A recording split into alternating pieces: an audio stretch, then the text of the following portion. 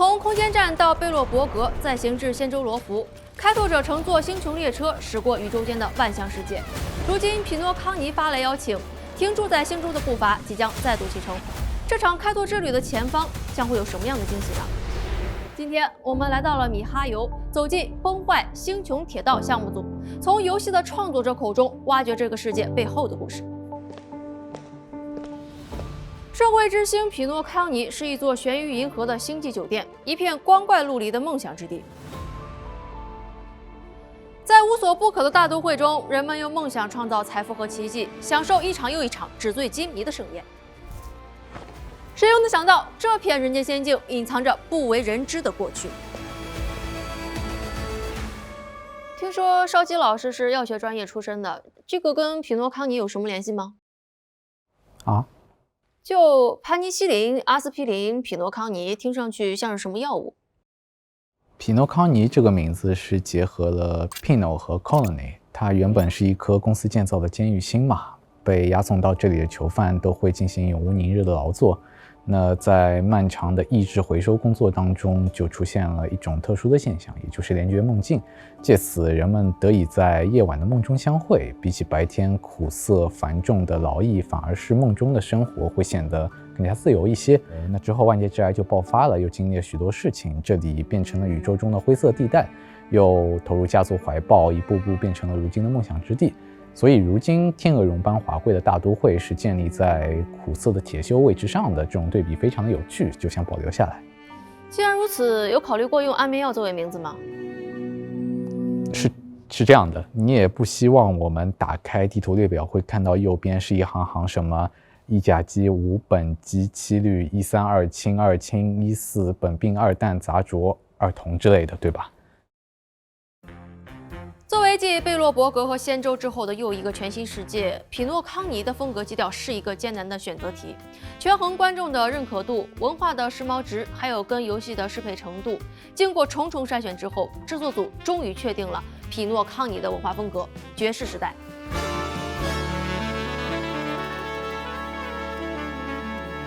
在确定这个风格之前，有什么被你们狠心抛弃的其他方案吗？有的。在早期的构想中，也考虑过维多利亚时代，用蒸汽朋克去作为最重要的视觉表现。整个世界就是一座巨大的钟表，人们生活在不同的钟表结构当中。甚至在这里，时间是一种可以被分配的资源，在穷人和富人之间流通。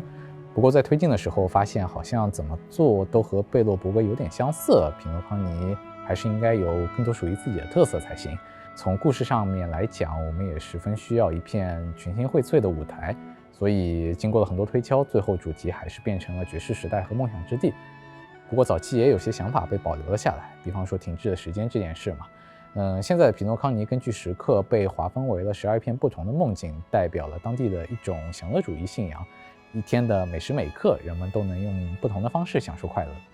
邵基老师会更希望生活在哪个时间呢？午夜前的那一刻吧。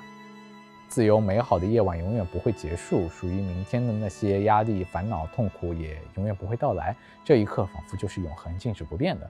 相信这也是当代许多人都会面临的一种生活状态。也正因如此，一座故事中的理想中的美梦乐园应该能够满足这个朴素的需求，能够让人轻而易举地理解并共情。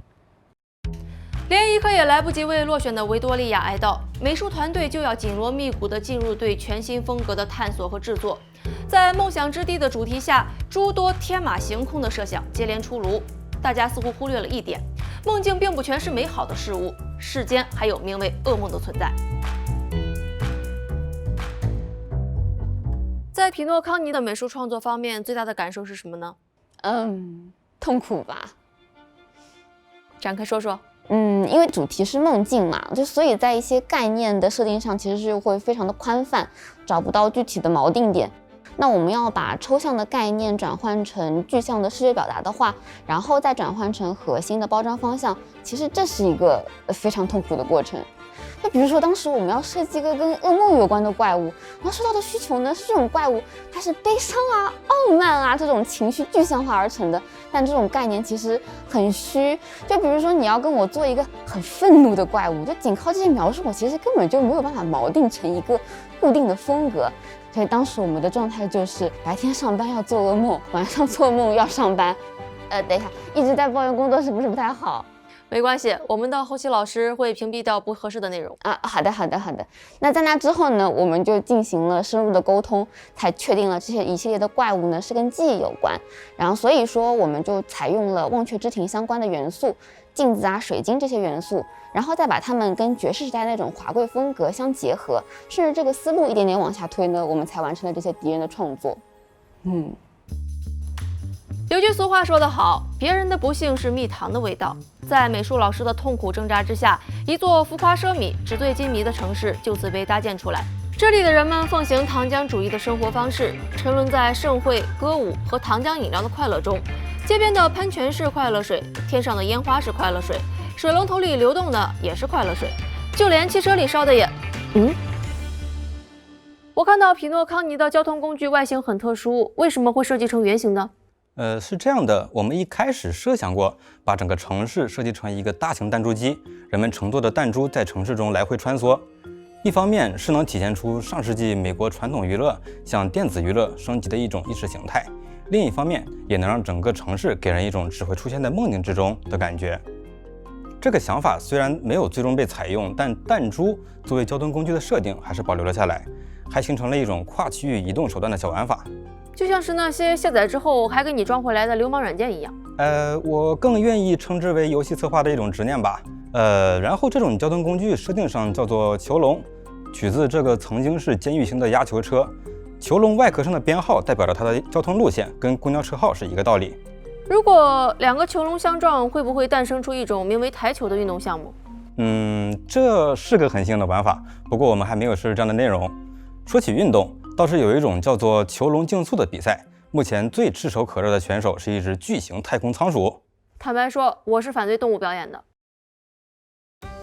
作为匹诺康尼史上最具商业价值的囚笼手，仓鼠球骑士还作为客串角色被纳入当地最有名的动画 IP 钟表小子和他的伙伴们。诙谐幽默的喜剧剧情，可爱丰满的卡通角色，复古独特的画风，让他受到了不少人的追捧，至今已连载10000集以上。有考虑过可能会收到的律师函吗？这种风格并不是的专属啦，它来源于上个世纪的美国动画。那这种动画风格因为角色的身体可以随意拉伸的特征，所以被称为橡皮管动画。在游戏里有这种风格的角色吗？举例来说，有个橡皮管风格的闹钟怪物，很讨厌，啥都不干，只负责把人摇醒，然后发现你了之后就会当场翻脸过来揍你，梆梆2拳。那我们在实际制作的过程中呢，我们就发现越是接近2D 动画的东西，在3D 层面的实现难度就越大。所以说在动画感方面，我们至少修改了几十版方案来还原2D 动画的那种质感。在各种层面上，这个闹钟都很容易勾起人的杀意。是的。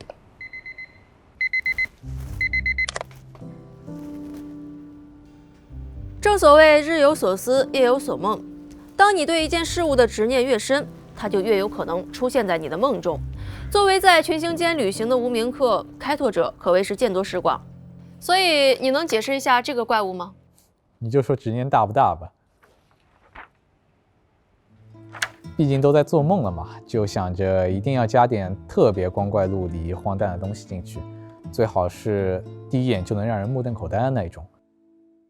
抱着这样的想法做了一些尝试，最后就这张图就出现在大家的屏幕里了。反正我是目瞪口呆了，就决定了它一定要在匹诺康尼出现，也同时还形成了一个新的地图生态小玩法。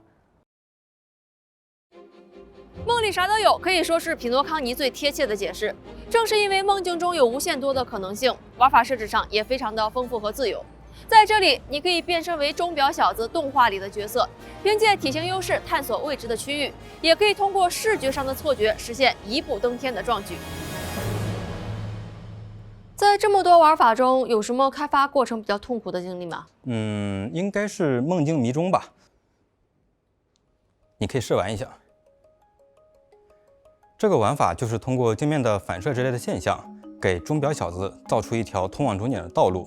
它非常的烧脑，但烧的是策划的脑，因为这个玩法用到了很多的视觉误差，比如说彭罗斯阶梯什么的，对空间想象能力的要求非常的高，设计的难度也很大。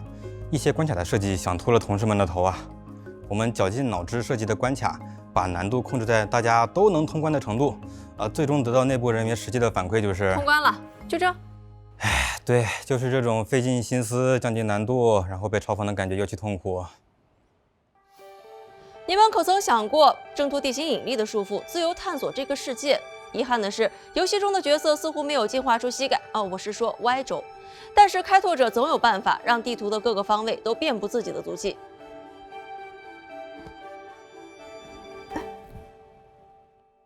有考虑过拓展一下游戏探索体验吗？比如说加个跳跃键什么的。梦里啥都有。我们有考虑过打破开拓者不会跳跃的固有印象，做一些有意思但不复杂的新尝试。然后因为规则就是用来打破的嘛，我们基于梦境这个概念延展了很多无视物理规则的玩法。走墙就是基于克服重力这一点所做的延展。角色可以走上墙壁，充分探索室内的立体空间。所以在工作量上，一个地图的设计成本也会变成原来的4倍。按照立方体来计算的话，准确的说是6倍以上的工作量。为什么要设计6边形的地图呢？我们没有设计6边形的地图，而是立方体它本来就是6个面，并且实际制作过程当中，一个关卡其实也不只有6个面。所以我们的地图是4边形，没错吧？这个设计其实初衷是为了不要浪费美术大佬的设计，毕竟我们最初的几个世界都太平了，一些精心制作的场景并没有充分的让玩家感受和认知，所以才有了走墙这个玩法的诞生。美术老师一定很高兴你们能这么想。除了保证游戏性和跑图体验之外，还要顾及美术表现和性能。这个要求就导致了我们大量的试错和返修。最复杂的那个走墙迷宫嘛，策划做了20几版白盒，美术老师也跟着改了20几版，也就是6乘20，120多倍的工作量。要不我们还是按4倍工作量来算。从另外一个视角看待这个世界，往往会有一些新奇的收获。摆脱固有的定式和框架，一种全新的感觉会冲击你的大脑，你的思维仿佛在抽水马桶中被冲刷，你的世界发生翻天覆地的变化。没错，我说的就是晕3D。在做走墙这个玩法的场景的时候，您认为最大的困难是什么呢？是策划，不过已经被我们解决掉了。是被解决掉了。那除开策划之外，还遇到过什么困难吗？由于空间视角的转换，在游玩途中呢，晕3D 是一个比较正常的事情。在游戏中，我们通过限制玩家的视角来尽可能保证玩家的游玩体验。当玩家走到对应位置的时候，我们会通过后台运算，把相机调整到一个比较舒适的角度。但是作为地图的设计者，你们在制作过程中会晕3D 吗？是会晕的。完全是靠着自己的专业素养在硬撑着不适的工作。为了适应节奏，我们也钻研出了一些比较骚的办法。因为晕3D 的原理和晕车是一样的，你的眼睛在接触到的画面和监听器感受到的身体运动不一致，就会产生眩晕感。有这种症状的同学会通过吃一些比较酸的梅子，或者到窗前远眺来缓解症状。甚至我们还准备了一些晕车药，以备不时之需。通过大量的人工自适应甄别，我们也尽量改善了玩家的游玩体感。真是很独特的解决方式呢。既然说到晕车药，我还有个问题想了解一下。请说。你有没有觉得匹诺康尼这个名字像是个药名？在这次采访中，我们见证了一个概念如何一步步形成一个鲜活的世界，也见证了很多鲜活的人因为这个世界变得半死不活。有人穷尽自己的想象力，有人绞尽脑汁为它赋予外形，还有人忍受着身体的不适。这一切的努力都是为了给玩家送上一份最棒的游戏体验。在采访的最后，我们问了这些创作者想对玩家说的话，这是他们的答案。都说了跟药物没什么关系。下次海田非常简单，白天上班做梦，晚上做梦上班。结束了吗？可以走了吗？我不是游戏的创作者，但是我觉得应该凑个热闹。最后，祝大家做个好梦。